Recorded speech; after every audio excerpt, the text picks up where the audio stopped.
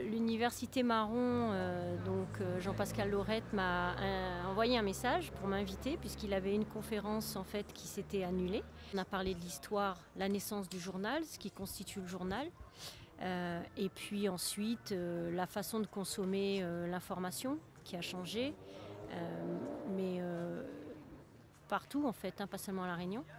Et puis un peu toutes les actions qu'on a fait au quotidien, comment on prend la température avec les jeunes pour pouvoir essayer d'amener demain un produit qui leur corresponde aussi quand ils seront en âge en fait, de décider dans leur vie.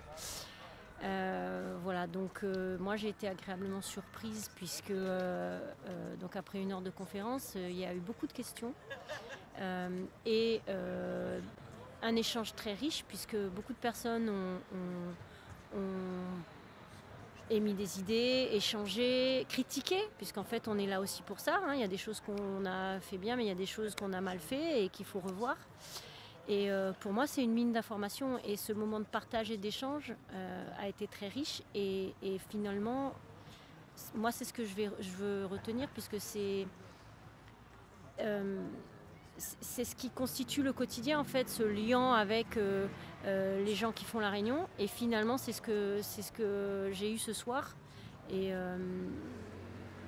je pense qu'il y a beaucoup de pistes qui ont été émises, il y a beaucoup d'idées qui ont été échangées et voilà, je pense qu'il y aura une suite en tout cas dans ces échanges avec certaines personnes. Moi, j'ai été invitée pour apporter un éclairage sur en fait, la consommation de l'actualité des médias vis-à-vis des cibles jeunes, puisque je côtoie à peu près, depuis 5 ans, j'ai à peu près plus de 4 à 5 000 jeunes qui vont de l'école primaire jusqu'aux écoles post-bac. Et comme je suis également intervenante professionnelle en marketing communication dans 3 écoles qui sont Créalise, Subdecom et également l'IUT Digital, on a eu énormément l'occasion d'échanger avec les jeunes, de savoir comment ils s'informaient, quel type de canaux de communication ils utilisaient. Donc effectivement, bien sûr, c'est le digital qui prime, chose qu'on a intégrée aussi dans la stratégie de développement. Mais comme vous le savez, on est arrivé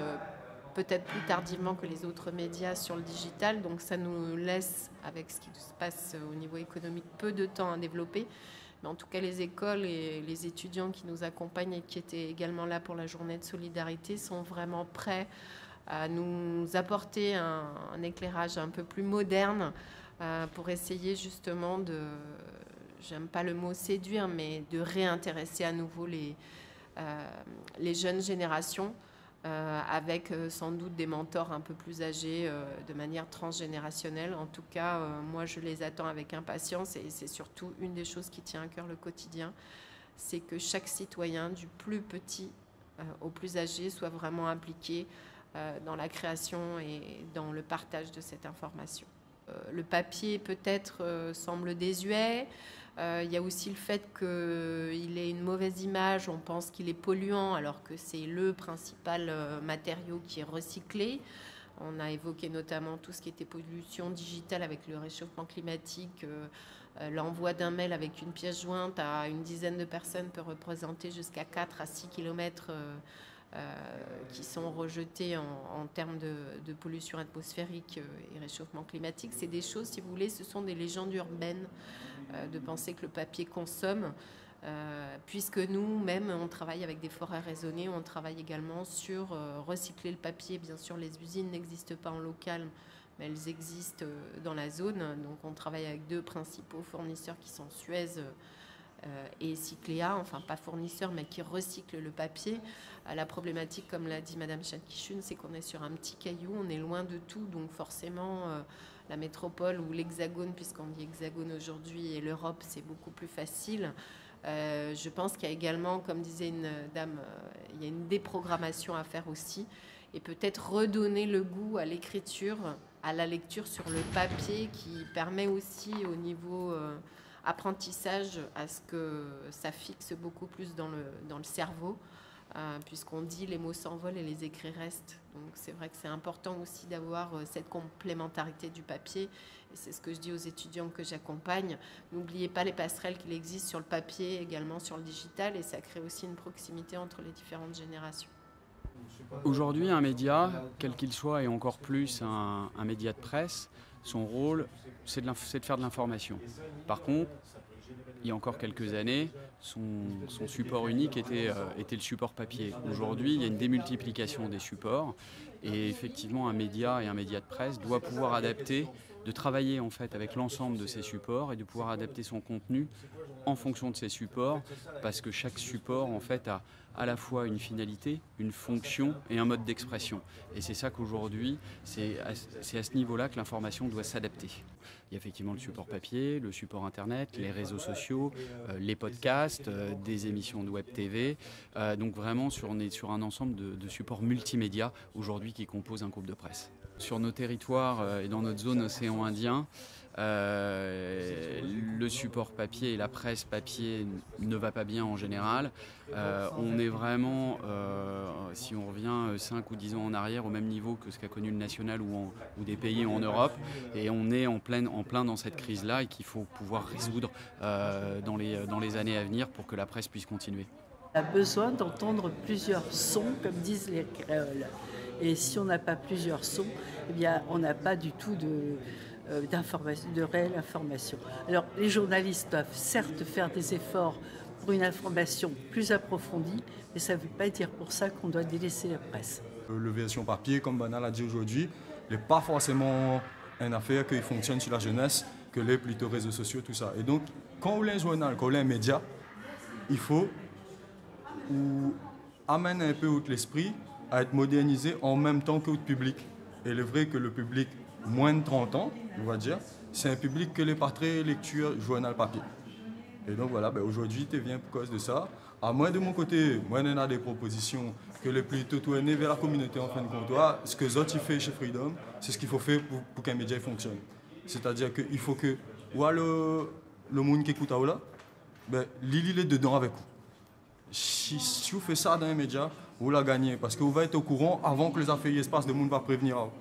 L'accident, tout de suite, vous connaissez. Vous ne voulez pas dans le journal de demain, vous voulez dans le journal de l'heure même. Voilà. Et c'est comme ça qu'il faut avancer, je pense. Et il ne faut pas arrêter le journal papier.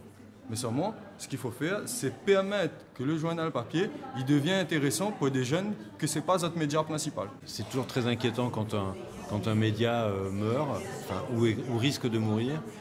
C'est toujours très inquiétant quand c'est de la presse écrite. Et puis moi j'ai avec le quotidien une histoire personnelle importante parce que j'ai passé 12 ans et je pense que c'est en partie ce journal qui m'a fait apprendre mon métier, qui m'a fait apprendre ce que c'était la Réunion, qui m'a laissé librement aller interroger la Réunion, les Réunionnais. La Réunion m'a interrogé moi-même et voilà, et je trouve que le vrai enjeu en vérité c'est un enjeu de démocratie, c'est-à-dire que moins on a de titres, moins on a de médias et moins on a de démocratie.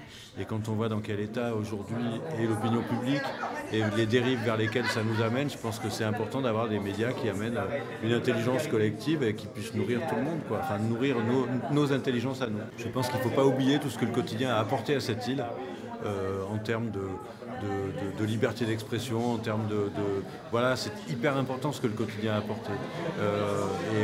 Et je crois que beaucoup de monde l'oublie aujourd'hui et c'est un peu dommage. Le quotidien, c'est un journal fondamental pour la parole citoyenne. Ce qui est important aujourd'hui, c'est effectivement qu'on puisse entendre les gens pour savoir ce qu'ils ont envie de dire et surtout ce qu'ils construisent.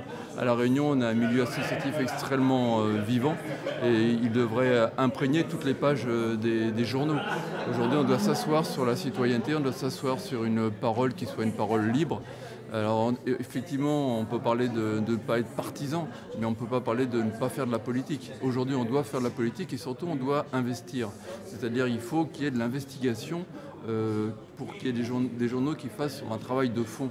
À la fois, on avoir un journal qui a besoin de services, c'est-à-dire service quotidien sur les informations du quotidien, et à la fois, on doit avoir une investigation pour soulever les gros dossiers qui, aujourd'hui, sont encore assez peu présents dans les journaux quotidiens. Donc aujourd'hui, le quotidien est plus que jamais nécessaire et c'est pour ça qu'on était présent aujourd'hui. Et j'ai beaucoup apprécié les débats qu'il y a eu dans la salle parce qu'on sent qu'il y a une volonté de sauver ce journal.